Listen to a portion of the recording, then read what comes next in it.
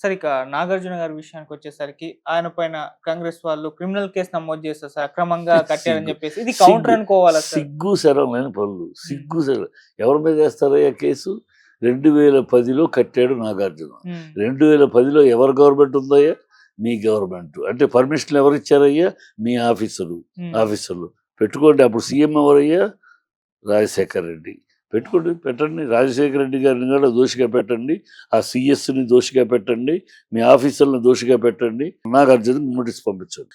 పిల్లాట అనుకుంటున్నారా? నోటీస్ పంపిస్తే మేము తిరిగి ఎవరేమో జవాబు ఎవరిచ్చారు గవర్నమెంట్కి? మీ గవర్నమెంట్ అయ్యా. సిగ్గు సరలేదు. మీ గవర్నమెంట్ ఇచ్చారు. డబ్బులు తిని ఇచ్చారా? ఒళ్ళు బలిసి ఇచ్చారా? కళ్ళు మందు కొట్టి ఇచ్చారా పర్మిషన్లు? ఏ ఏ లెక్కలో పర్మిషన్ ఇచ్చారో మీరు కోర్టులో చెప్పండి. ఇప్పుడు వాళ్ళ మనుషులు మాట్లాడేటప్పుడు మీరు కేసు వేస్తున్నామంటే ఒక్కసారి కనీసం ఇంగిత జ్ఞానం చూసుకోవాలి. అరే ఎవరి మీద వేస్తున్నాం మనం కేసు? 2010 ఎవరున్నాం? మనం కదా. ఆయన కట్టింది 2010లో కదా. అవును. అంటే అప్పుడు అంతకుముందు పర్మిషన్లన్నీ మనం ఇచ్చినట్టే కదా. మన గవర్నమెంట్ ఉన్నప్పుడే కదా ఇచ్చాం. ఇప్పుడు ఆయన రివర్స్ అయ్యి మీరు ఇచ్చారు, నేను కట్టాను.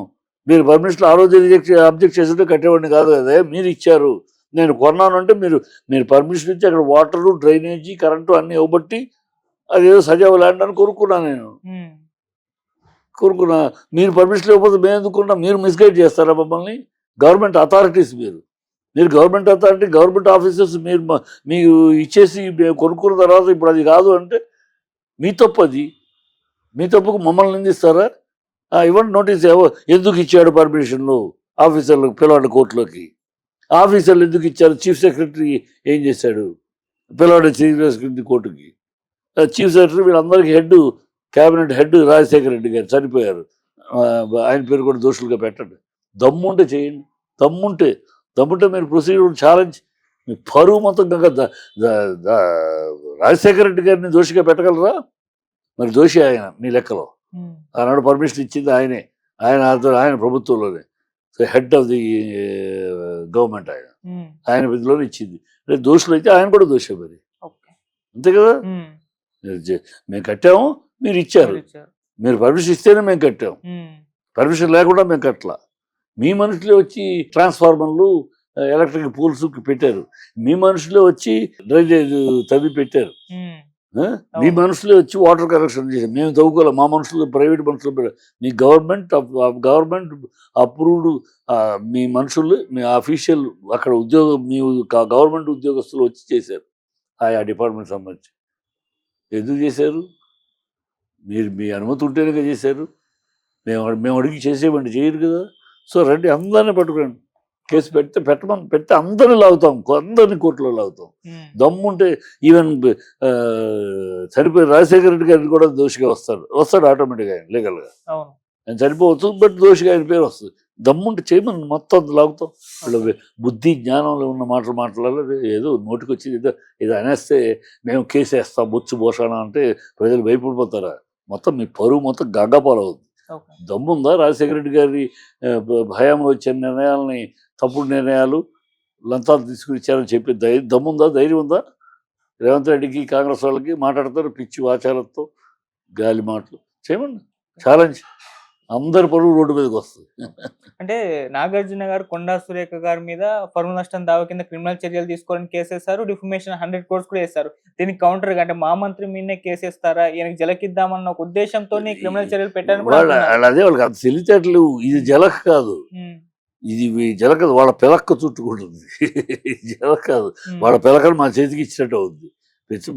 పర్మిషను ఏ పీరియడ్లో వచ్చింది ఒక్క నిమిషం వాళ్ళు ఆలోచిస్తే, వాళ్ళు కట్టింది ఎప్పుడు అని ఒక్క నిమిషం ఆలోచించంటే చేతులు కట్టుకున్నారు. అంత ఆలోచన అంత ఉంటే ఇలా అవివేకంగా ఎందుకు మాట్లాడతారు కానీ అంత విజ్ఞత విషయం లేదు. 2010లో ఇచ్చారు అంటే అక్కడ అర్థమైపోయింది. 2010లో మీ ప్రభుత్వం, మీ హయాము, మీ ఆఫీసర్లు మీరే ఇచ్చారు పర్మిషన్. మీ మనుషులే వచ్చి అన్ని డ్రైనేజీ, వాటర్ కనెక్షన్, కరెంటు అన్నీ చేశారు. ఇంకా మమ్మల్ని తప్పు పడతారేంటి? అది తప్పు అయితే మీది తప్పు, మా తప్పు అంటే మీది తప్పు, అంతే. అందరూ మీది తప్పు అంటే ఇంక్లూడింగ్ ఫ్రమ్ రాజశేఖర రెడ్డి గారు, చీఫ్ సెక్రటరీ గారు, మీ ఆఫీసర్లు అందరూ వస్తారు. అందరిని పెడతాం. దమ్ముంటే అందరినీ వాళ్ళందరినీ దోషులుగా ప్రకటించి కోర్టులో పెడతాం. ఓకే సార్, కొండా సురేఖ గారు సీరియస్ గా ఆమె తప్పుగానే మాట్లాడారు. ఇక్కడ నుంచి కూడా ఆమె పాజిటివ్ గా సపోర్ట్ గా రాలేదు. ఒక కాంగ్రెస్ వాళ్ళు మాత్రం ఆయన పీసీ చీఫ్ మాట్లాడారు, ఆమె వెనక్కి తీసుకున్నారు కదా, వదిలేయండి అని అన్నారు. మళ్ళీ రేవంత్ రెడ్డి గారు అయితే సైలెంట్ గా మహేష్ రెడ్డి గారికి పాప తెలుగు తెలియదు అనుకుంటా, సరిగ్గా తెలుగు అర్థం కాదు అనుకుంటా పాప ఆయనకి. తెలుగు అర్థం కాదు. అమ్మాయి ఎక్కడ క్షమాపణ చెప్పింది, ఎవరికి చెప్పింది? ఆ అమ్మాయిని ముగ్గురిని నిందించి మాట్లాడింది. ఎవరిని? సమంత గారిని, నాగార్జున్ని, కేటీఆర్. నాగార్జున గారిని తార్పుడుగాడు, మిండగాడు అంటే ఇంగ్లీష్ లో పింప్ అని మాట్లాడింది. పింపుగా అతను మామ కోడల్ని ఎలమన్నాడు. ఆయన దౌర్భాగ్యమైన, నీచమైన, నికృష్టమైన, సిగ్గు శరం లేని ఒక ఆడదిగా అలాంటి మాట మాట్లాడింది. దానికి క్షమాపణ చెప్పిందా? కేటీఆర్ని ఇద్దరు హీరోయిన్లు పెళ్లి చేసేసుకుంటున్నారు ఆయన వల్ల. ఆయన అనేక మందికి డ్రగ్స్ అలవాటు చేశాడు. వాళ్ళిద్దరూ విడిపోవటానికి కేటీఆర్ కారణం అని చెప్పింది ఆరోపణలు. వీటికి ఎక్కడైనా సాక్ష్యాలు ఉన్నాయా? సాక్ష్యాలు అడిగితే అందరూ అనుకుంటున్నారని నువ్వంటే ఎట్లా? నువ్వు మంత్రివి. అందరూ సోషల్ మీడియాలో ఎవరెవడో ఏదో వాగుతూ ఉంటాడు. నిన్న గురించి కూడా అనేక వాగారు. నువ్వు నీ మేనకోళ్ళు ఎవరో మాట్లాడుకుని కూడా బయటకు వచ్చారు. అవన్నీ మాట్లాడలేం కదా, అవి ఏ వస్తూ ఉంటాయి. అందరూ వాడు నువ్వు మంత్రిగా ఏ ఆధారాలతో మాట్లాడావు? ఆయన గడ్స్ నేర్పించాడు, ఎక్కడ ఎవరికి నేర్పించాడు? హీరోయిన్లు ఉద్యోగం వదిలేసి పెళ్లి చేసుకుంటున్నారు ఆయన వల్ల, ఏవి సాక్ష్యం? రకుల్ ప్రీత్ సింగ్ని రూమ్లోకి పిలిచి ఆయన బెడ్కి తీసుకెళ్ళాడు, ఏది సాక్ష్యం? వీటికి ఈ సాక్ష్యాలు లేని, అబద్ధమైన వాటిని, ఆధారాలు లేని ఆరోపణలు చేసావు అక్కడ కదా. దానికి ఏమన్నా వెనక్కి తీసుకుంటున్నాను చెప్పావో చెప్పాలా? ఒక అమ్మాయికి మాత్రం చెప్పావు, సమంతకి మాత్రం చెప్పేసి నేను క్షమాపణ చెప్పేస్తానంటే అన్ని ఇది అక్కమ్మగుడు బావ రకరకాలు మాట్లాడేసి అన్ని మాటలు పడేసి నేను బావ అనే మాత్రం తీసేశాను అని అంటే అక్కమ్మగుడు అలాగే ఉంది కదా. అక్కమూడు రంకుమూడు మాట్లాడలేక ఉండే అక్కముడు బావ నా రంకుమూగుడు అనేసి నేను బావాని తీసేశాను, బావాకి క్షమాపణ చెప్పాను అంటే అయిపోద్దా? అక్కమూడు రంకుమూడు ఏమవుద్ది? అలా ఉంది. నువ్వు మాట్లాడిన మాటలు క్షమాపణ అంటే టోటల్గా ఆయన తెలుగు అర్థం కాదేమో బహుశా. క్షమాపణ అంటే ఏంటి నేను అన్న మాటలన్నీ వెనక్కి తీసుకుంటున్నాను. పేరులో చెప్పకర్లను. ఓకే, పేరు చెప్పడం కాదు, రాజకీయాల్లో ఉన్నావు కదా, ఆయన కేటీఆర్ కూడా రాజకీయాల్లో ఉన్నాడు కనుక పేరును చెప్పకపోవచ్చు. పేరు చెప్పడం ఆయన అందుకని పోయినసారి కేటీఆర్ విషయంలో తప్పని క్షమాపణ చెప్పాడు ఆయన. కేటీఆర్ విషయంలో అమ్మాయి ఆడవాళ్ళ విషయంలో ఒక మాట ఏదో బస్సులు ఆడవాళ్ళ గురించి మాట్లాడి ధ్వజం ఎత్తారు. ఇమ్మీడియట్గా నేను ఆ ఉద్దేశంతో అనలేదు, అలా అనుకుంటే నా మాటలు వెనక్కి తీసుకున్నాను, క్షమించండి అన్నాడు, అయిపోయింది. నువ్వు అట్లాగే నేను ఏ దురుద్దేశంతో అనలేదు, ఏదో ఒక ఫ్రస్ట్రేషన్లో, ఆవేశంలో, ఆమె బాధలో అనేసాను, నా మాటలు నేను వెనక్కి తీసుకుంటున్నాను, ఐఎమ్ సారీ అంటే అయిపోయాయి. ఆ విజ్ఞత, ఆ కల్చరు, ఆ వివేకం లేదు మీ దగ్గర. ఇంకా దాన్ని సమర్థించుకుంటున్నారు. పొన్నం మాట్లాడతాడు, ఆయన పెద్ద మినిస్టరు, ఆయన ఏం మాట్లాడతాడు? అప్పుడు సినిమా వాళ్ళట వీళ్ళు పోటాడుకున్నప్పుడు స్పందించాలట. మాకేమవుతుంది? రఘునందన్ రావు ఒక రాజకీయం, నువ్వు ఒక ఎంఏ ఒక రాజకీయం, మీరు రాజకీయాలు అయ్యో మాట్లాడుకుంటారు, తిట్టుకుంటారు, కొట్టుకుంటారు. మీ గలీజ్ మాటల్లో మేమెందుకు రావాలి? సినిమా వాళ్ళకి ఏ సంబంధం? మేము ఇప్పుడు ఎందుకు వచ్చామంటే మా సినిమా వాడిని అన్నారు కనుక అప్పుడే వచ్చి ఉండాల్సి. అంటే మేము సమాజంలో జరిగిన ప్రభుత్వం మీది, సమాజంలో జరిగే అరాచకాలు అని మీరు మాట్లాడాలా, మీరు స్పందించాలా, ప్రతిపక్ష పార్టీలు ఎందుకంటే ప్రజల్లో మీరు అందుకే మేము మీకోసం ఉన్నాం, ప్రజల కోసం పరిపాలిస్తున్నాం కదా సొల్లు కబుర్లు చెప్తారు కనుక అది మీ బాధ్యత. మీరు మాట్లాడాలి, మీరు స్పందించాలి. సమాజంలో జరిగే పెద్దానికి మేము సినిమా వాళ్ళు ఎందుకు స్పందిస్తాం? సినిమా వాళ్ళు జరిగింది కనుక మేము స్పందిస్తున్నాం. జనంలో ప్రజల్లో ఏదైనా కరువు ఏర్పడింది ఇంకోటి స్పందిస్తాం ప్రజల కోసం. మీ రాజకీయ గొడవలకు మేము స్పందించాలి. అలా అయితే మాకు వేరే పని చేయలేము, షూటింగ్ కూడా చేసుకోలేము. రోజుకు ఒక గాలి మాట మాట్లాడుకుంటూ ఉంటారు మీరు ఒకళ్ళొకళ్ళు. ఈ రోజు మేము దీని గురించి మేము పంచాయతీ పెట్టాలి. మీ దరిద్రం అది. మీరున్న రాజకీయం పురుగులు, మురికి గుంటలో పాకే పురుగుల్లాగా ఉంటాయి మీ స్వరాలు. మీ గళాలు ఆ పురుగులు అంటూ ఉంటాయి, కంపు కొడతా ఉంటే ఆ కళ్ళకి ఎలర్జీగా ఉంటుంది. మీ మాటలు అలాంటివి. మీ మాటలకి మేము ఎందుకు స్పందించాలి? అదే చెప్తానే, మీరు మీరు ఆ, బురదలో పొరలాడే పురుగుల్లాగా, మురుకు నీటిలో దొరలాడే పురుగుల్లాగా మీ మాటలు మీ చేతలు ఉంటాయి. మేము దానికి స్పందించాలి సినిమా వాళ్ళనేది తప్పు. ఓకే. మేము స్పందించాల్సిన మా సినిమా వాళ్ళని కనుక స్పందించాం. మీరేదో ఇలాంటి ఈ చిల్లర మాటలు రోజు మాట్లాడుకుంటే దాని రోజు మేము స్పందిస్తామా? ఆ స్థాయిలో లేదు కదా రాజకీయాలు. ఇవాళ చిల్లర దిగజారిపోయిన స్థాయిలో ఉంది. అందుట్లో మరి మీరు ఈ ప్రభుత్వం వచ్చినాక ఇంకా చిల్లర స్థాయి అధఃపాతాళానికి వెళ్ళిపోయింది. భాష, కల్చరు, మాట, సంస్కారం ఏమీ లేదు. ముఖ్యమంత్రి స్థానంలో ఉండి కూడా ఒక చిల్లరతనంగా వీధి రౌడీలాగా ఆయన మాట్లాడటం. ఆయన ఇలా మాట్లాడితే మంత్రులు ఇలా మాట్లాడక ఏం చేస్తారు? ఓకే. సార్, సినిమా వాళ్ళు స్పందించాలి అని అనుకుంటే ఎన్టీఆర్ గారు రియాక్ట్ అయినప్పుడు ఆయన మీద కూడా ట్రోలింగ్ జరిగింది సార్. అంటే చంద్రబాబు నాయుడు గారు సతీమణి భువనేశ్వరి గారు పైన కూడా ఇటువంటి కామెంట్స్ చేసినప్పుడు ఎక్కడికి పోయావు, అప్పుడు మాట్లాడలేదు కదా, సమంత గారి విషయంలో ఎందుకు మాట్లాడుతున్నావు అని చెప్పేసి ఇటువంటి కామెంట్స్ ఆయన పైన కూడా ట్రోలింగ్ ఒక వర్గం నుంచి అది జరిగింది సార్. చేయాలి. భువనేశ్వర్ గురించి మాట్లాడ అప్పుడు జగన్మోహన్ రెడ్డి తాతగారికి రెండో పెళ్ళానికి పుట్టాడు జగన్, అసలు పెళ్ళాం కాదు, అది దానికి స్పందించాలిగా.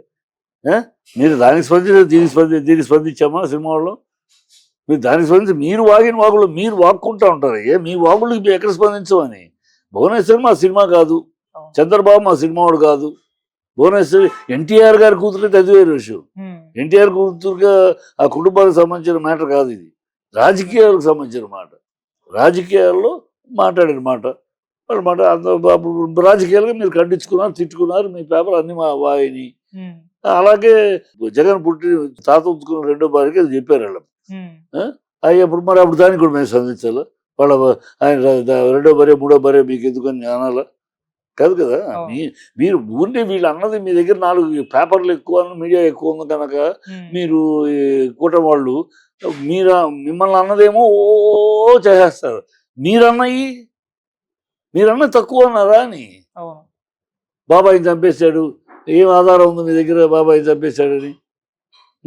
ఓ బాబాయిని చంపాడు ఏముంది? కోర్టులో ఉంది. మరి తేలాలి, కోర్టులో ఎదురారు. ఎలక్షన్ కోసం అన్నదమ్ములను విడదీస్తుంది, జగన్ని చెల్లెల్ని విడదీస్తుంది. అలా అందరిని విడదీసి ఇలాంటి ప్రలోభ పెట్టి జనాలకు మోసం చేసి అబద్ధాలు చెప్పి వచ్చేసారు. వచ్చారు మా ప్రజల కర్మ ఏమో వచ్చేసారు. మీరు వచ్చినాక అక్కడ ఇక్కడ అబద్ధాలే, తెలంగాణ ఆంధ్ర 2 చోట్ల అబద్ధాలే. అబద్ధాలతో అధికారులు వచ్చారు. మా ప్రజల కర్మ ఏమనుకుంటారో, బ్యాడ్ టైమో గుడ్ టైమో వచ్చేసారు. మీరు పరిపాలన చూడండి అయ్యా. మీరు చెప్పిన హామీలు రుణమాఫీ ఏమైందయ్యా? మీరు అన్న బస్సు జనాల్ని డ్రైవర్ని ఆపి కొడుతున్నారయ్యా. ఆడవాళ్ళు ఇదివరకు మగవాళ్ళు కూర్చుంటే ఆడవాళ్ళకి సీట్ ఇచ్చేవారు. ఇప్పుడు ఆ మగవాళ్ళు ఇవ్వట్లేదు. మీరు ఉన్న సమయం డబ్బులు ఇచ్చి సీటు కూడా ఇవ్వట్లేదు. మాకు ఇబ్బందిగా ఉంది. ప్రత్యేకంగా ఆడవాళ్ళకి మాత్రమే అడుగుతారు. ఏది ఉన్న గాలి మాటగా చెప్పేసేసారు. ఆచరణలో అన్ని రకాల ఇబ్బందులు ఉన్నాయి. ఆటో వాళ్ళు ఇప్పటికీ సస్తానే ఉన్నారు పాపం. అవి చూడండి, అవి మాట్లాడండి. మీరు గెలిచేందుకు, మిమ్మల్ని గెలిపించేందుకు అవి చేయండి. ఊరినే సంచులు మూటలు సూట్ కేసులు ఎలా అయితే వస్తాయి అని హైడ్రామాలు చేస్తే సూట్ కేసులు వస్తాయి. బిల్డర్స్ నుంచి, రియల్ ఎస్టేట్ నుంచి, ఇంకోటి చేస్తే ఇంకోటి నుంచి వస్తాయి. ఈ సూట్ కేసుల కోసం పాలన కాకుండా ప్రజల కోసం పరిపాలించారు. అప్పుడు బుద్ధిగా ఉండదు. సార్, ఫైనల్ గా కొండా సురేఖ గారి పైన నాగార్జున గారు లీగల్ గా ఫైట్ చేస్తున్నారు. మరి పార్టీ తరపు నుంచి ఏమైనా చర్యలు ఉండయా సార్? ఉంటే మంచి. నేను ఇంక కొండా సురేఖ పార్టీ నుంచి చర్యల కోసం కూడా ఎదురు చూడొద్దమ్మా. నువ్వు ఒక గొప్ప తండ్రి కడుపున పుట్టావు, పరాభవం అవ్వద్దు. రాజకీయ ఇలాంటి నీకు జరిగే నీ మీద తోలు చేసి పరాభవం, జీవితం మొత్తం పరాభవం, రాజకీయ జీవితాన్ని పరాభవించుకోవద్దు. నువ్వు పరాభవం అవ్వకుండా బాగుపడాలి. మన తప్పు ఏదో జరిగిపోయింది, ఆవేశమో ఎమోషనో అయిపోయింది. ఆ తప్పుని నిర్ద్వందంగా నేను ఈ మాటలు వెనక్కి తీసుకుంటున్నాను, క్షమించండి, నా పదవికి నేను రాజీనామా చేస్తున్నాను. నువ్వు స్వచ్ఛందంగా రాజీనామా చేయి. మళ్ళీ నీ పరువు ఇనుమడింపబడుతుంది. ప్రజలు కూడా నేను ఓకే ఇది అంది తప్పును ఒప్పుకుని పదవి కూడా రాజీనామా చేసింది కదా, నీ మీద ఆగ్రహం పోతుంది. ఓకే. ఆగ్రహం పోయి మళ్ళీ 6 నెలల తర్వాత సంవత్సరం తర్వాత మళ్ళీ నువ్వు క్యాబినెట్ రావద్దు. అంతేగాని గింటించుకున్నా కూడా నీ పరువు పోద్ది.